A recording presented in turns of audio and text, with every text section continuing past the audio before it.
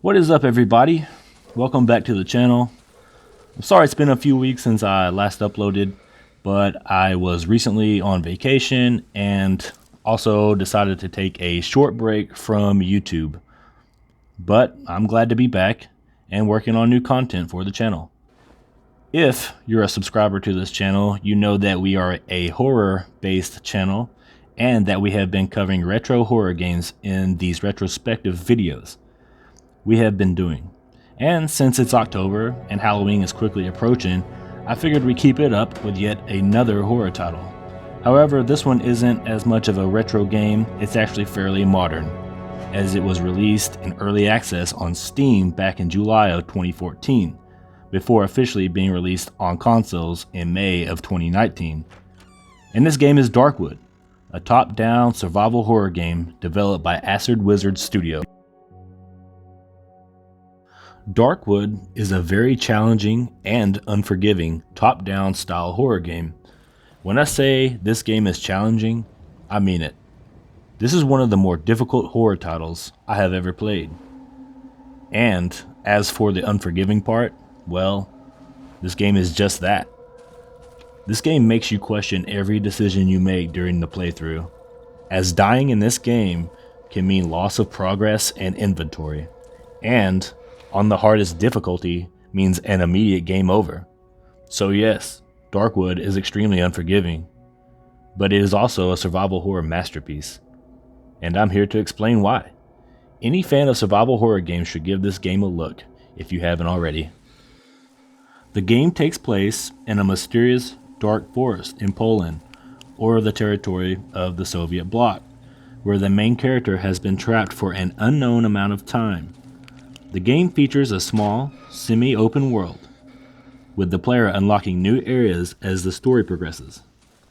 The game features crafting mechanics, as well as day and night cycles, skill systems to upgrade your player and things like workbenches, as well as being able to buy and sell with NPCs. The game also features combat, stealth, as well as several storyline branches that alter several aspects of the world. During the daytime, the player can explore the world and scavenge for supplies at several locations scattered around the map.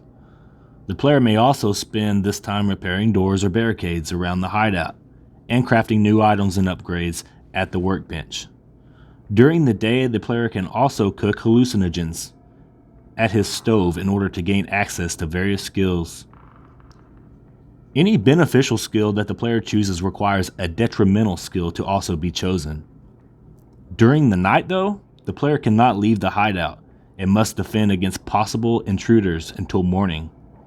Planning a defensive strategy is key, and players have the opportunity to lay traps and barricade doors or windows to slow down any intruders.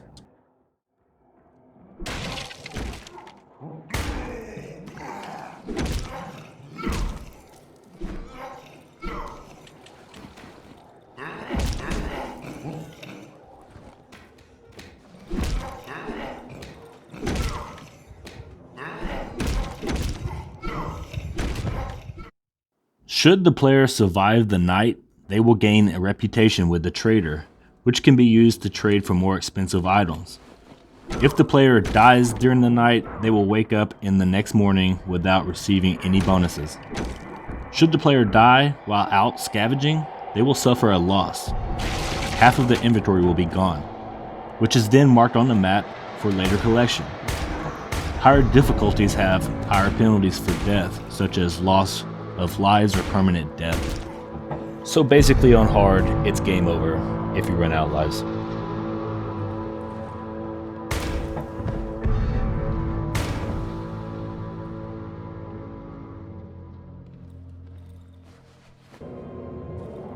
This game's story is shaped based on how the player reacts to the requests and actions of NPCs. Aiding different ones will lead to different endings, and sometimes influence subplots related to several other NPCs. The game switches to a different map in its second chapter, with the previous regions becoming locked and several new gameplay elements and NPCs being introduced.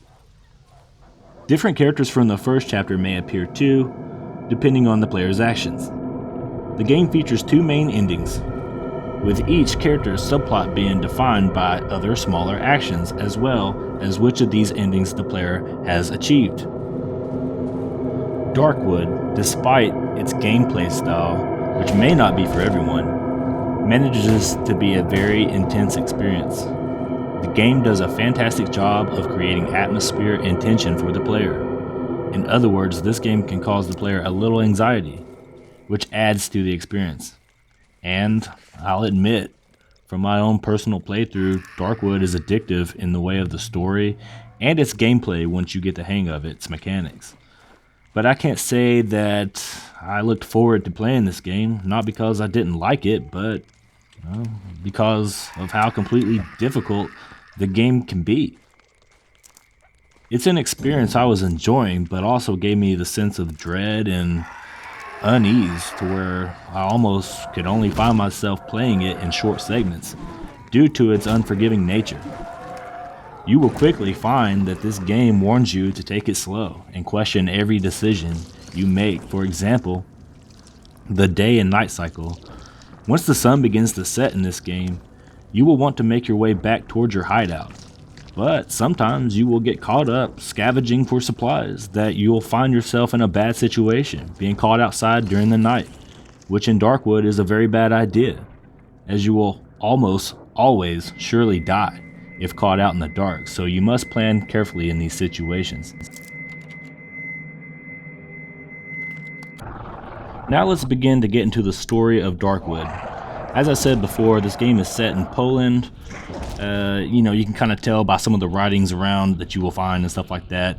Or it's somewhere in the Soviet bloc countries in the 1980s, where a mysterious forest has occupied a large amount of land and is continued to expand.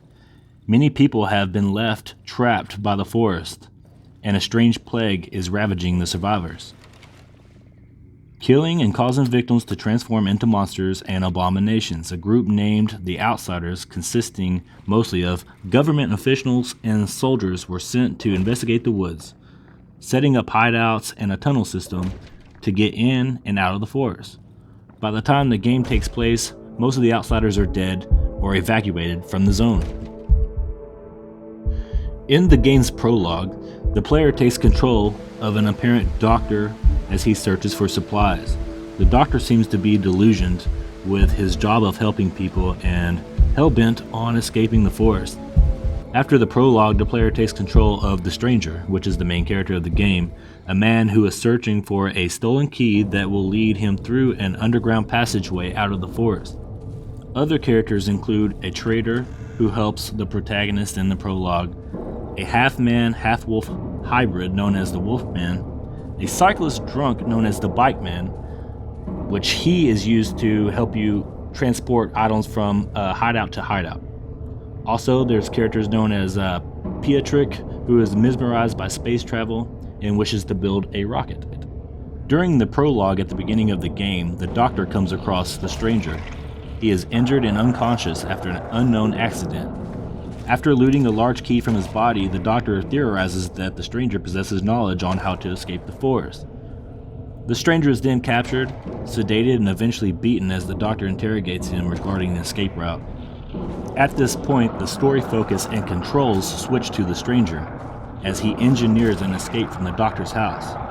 After some exploration, the cottage is broken into by several monsters, and the stranger blacks out, starting Chapter 1.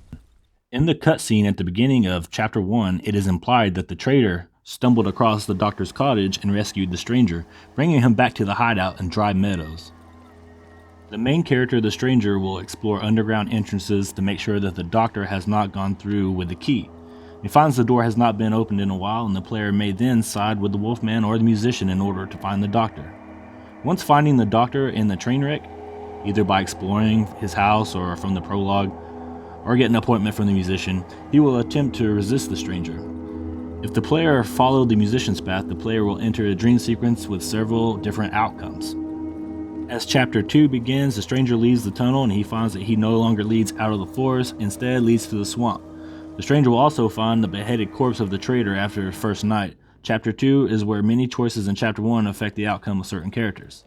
The stranger finds a large talking tree that blocks the exit to the forest, which indirectly asks the stranger to explore the radio tower. Meanwhile, a cripple requests that the stranger burns this tree.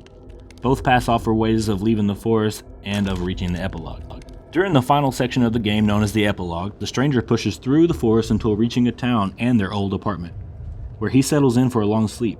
However, careful exploration reveals that this ending to be an illusion which the player can uncover if they spot odd things in the apartment block. The stranger eventually finds roots growing underneath the floorboards and a hole under his bed. Crawling through will have the stranger wake up naked, with his clothes discarded nearby. So it turns out that the road home didn't actually lead home. Indeed, may have actually been an illusion, as the player awakens in a chamber filled with thousands of people curled up around a strange being sleeping and muttering bliss. The being attempts to entice the stranger by making him feel warm and tired. If the player does not resist, then they will fall unconscious and be back in the apartment, with only one course of action available. But if the player resists, then the stranger will find a flamethrower among the sleepers and burn the being and all those around it to death. The fire spreads so rapidly that the stranger is unable to escape, with the flames quickly spreading and consuming most of the forest, killing many of its inhabitants. The death of the strange being and the stranger's sacrifice allow military to deploy to the forest safely and save remaining surviving inhabitants and restore order. In both endings, text blocks detailing each character's fate appear, which can be influenced by the player's action during the game. So, looking back, DARKWOOD is a hell of an experience. It's one that every fan of survival horror needs to play.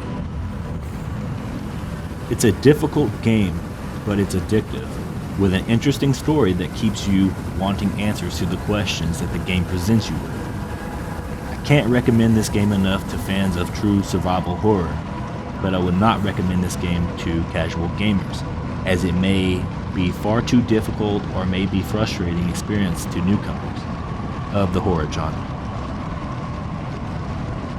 All in all, I hope you enjoyed this retrospective as we looked back at DARKWOOD. If you haven't played this game yet, then I hope I persuaded you to at least give this game a try. Well, anyways, I hope you guys enjoyed this video. Don't forget to like the video, share, and if you want more content like this, don't forget to subscribe to my channel, because I do videos like this all the time. Until next time, guys, this has been DARKWOOD, a retrospective.